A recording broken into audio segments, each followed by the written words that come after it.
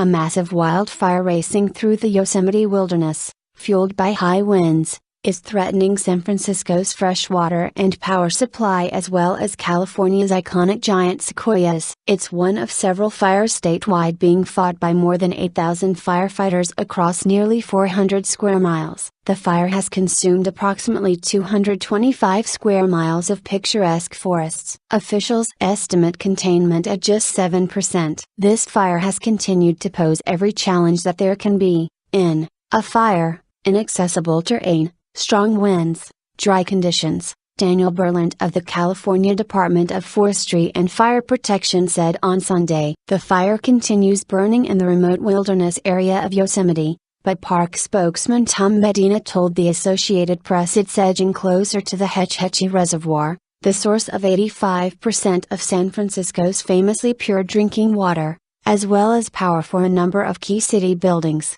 including the airport. The city has issued assurances that the water quality remains good, but the San Francisco Public Utilities Commission has shut 2 hydroelectric stations fed by water from the reservoir and cut power to more than 12 miles of lines. The city has been buying $600,000 worth of power on the open market to ensure San Francisco doesn't go dark. Meanwhile, park officials are clearing brush and setting sprinklers to protect 2 groves of giant sequoias. The iconic trees can resist fire, but dry conditions and heavy brush are forcing extra precautions to be taken in the tuolumne-immersed groves. About 3 dozen of the giant trees are affected. All of the plants and trees in Yosemite are important, but the giant sequoias are incredibly important both for what they are and as symbols of the national park system. Park spokesman Scott Jetterman told the Associated Press on Saturday. The trees grow naturally only on the western slopes of the Sierra Nevada and are among the largest and oldest living things on Earth. The tuolumne-immersed groves are in the north end of the park near Crane Flat. While the rim fire is still some distance away,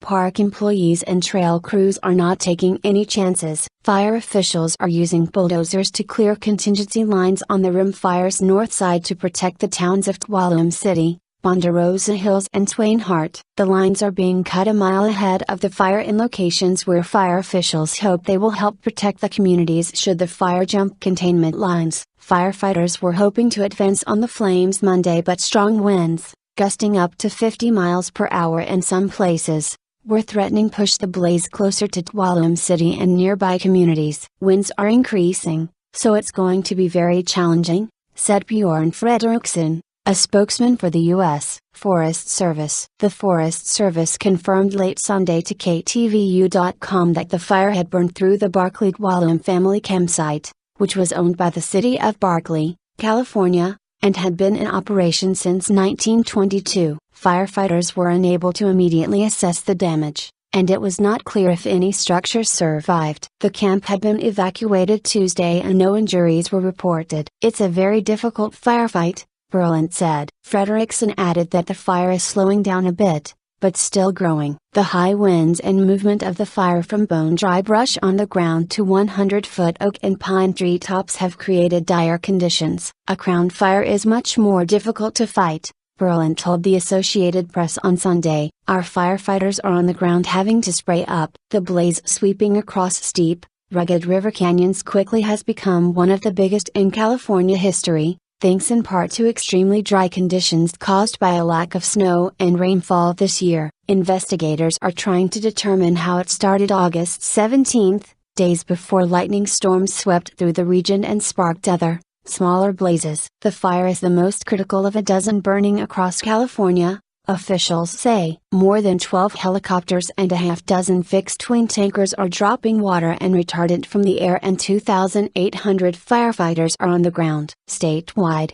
more than 8,300 firefighters are battling nearly 400 square miles of fires. Many air districts have issued health advisories as smoke settles over Northern California. On Saturday, organizers canceled the 24th annual Lake in the Sky Air Show at Lake Tahoe because of poor visibility. The U.S. Forest Service says about 4,500 structures are threatened by the rim fire. Berlant said 23 structures were destroyed, though officials have not determined whether they were homes or rule-out buildings. Jessica Sanderson said one of her relatives gained access to the family's property in Groveland, just 26 miles from the park's entrance, on Saturday and was able to confirm their vacation cabin had burned to the ground. The family saw firefighters on a TV news report a day earlier defending the cabin. "It's just mind-blowing the way the fire swept through and destroyed it so quickly," said Sanderson, who's been monitoring the fire from her home near Tampa Bay,